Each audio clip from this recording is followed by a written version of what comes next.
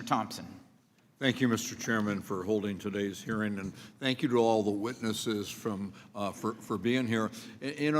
This might be the best example of all of the wonderful people throughout all of our districts that are doing great work that is incredibly beneficial. This panel of witnesses is absolutely fantastic. So thank you all for what you're doing. Title 4B of the Social Security Act provides significant federal funding to target the root causes of the mistreatment of children and provide critical services to help kids and families in need. These funds help states provide a lifeline to kids and to families who've experienced or are in imminent risk of experiencing foster care problems, and to help support community-based services for struggling families.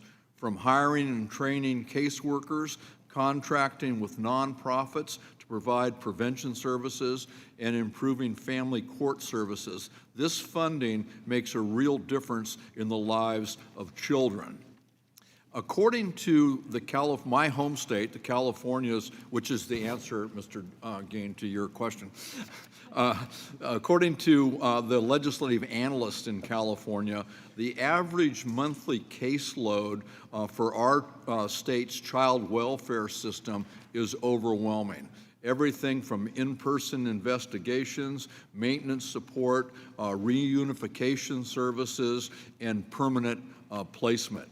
In my district, there are over 1,200 children currently living in foster care and 800 families involved in dependency court cases, and many counties are struggling to find beds and services for transition-aged youth. So I look forward to this reauthorization in a bipartisan way so we can provide the critical resources for our most at-risk constituents.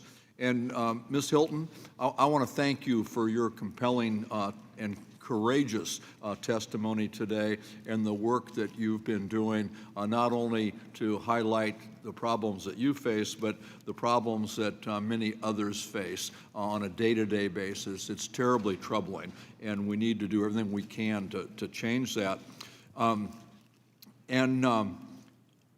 What do you think that this committee can do in our reauthorization legislation that would best help not only making these facilities more transparent, but ensuring that if children are at these facilities, they receive the proper care and services that they need?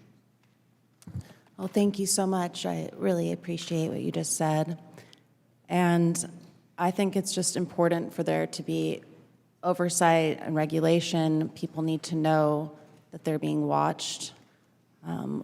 What I experienced in these places was inhumane, and it's something that will affect me for the rest of my life. And after speaking to thousands of survivors who have been through the same experiences, I think it's just important to listen to survivors because we have the lived experience.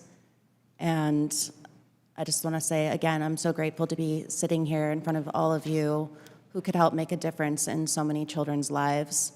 And I think it's just continuing to do that and to pass this. Thank you. Thank you. Mr. Gain, you mentioned the capacity issue, and this is an issue, I can't imagine it being satisfactory in anybody else's district. It's certainly not in mine. What do we need to do to increase that capacity? It seems we just lost a great facility in my district, and that was not enough. We needed 4 or 5 more just in that one community. So let's be clear. If the testimony of those with lived experience doesn't move you, the research is clear. Children do best in families, clearly. There will always be a need for children to have different forms of care, and we have to invest in them. That means that there will be children going into foster care. It also means that for a very small number of children, they will require a short-term intervention that may be residential-based. It is not a placement, it's not a place for a child to stay for a long time.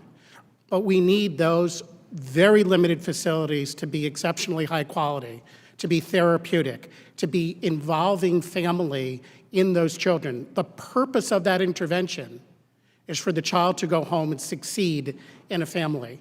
So we need to cover the landscape of the continuum that is needed.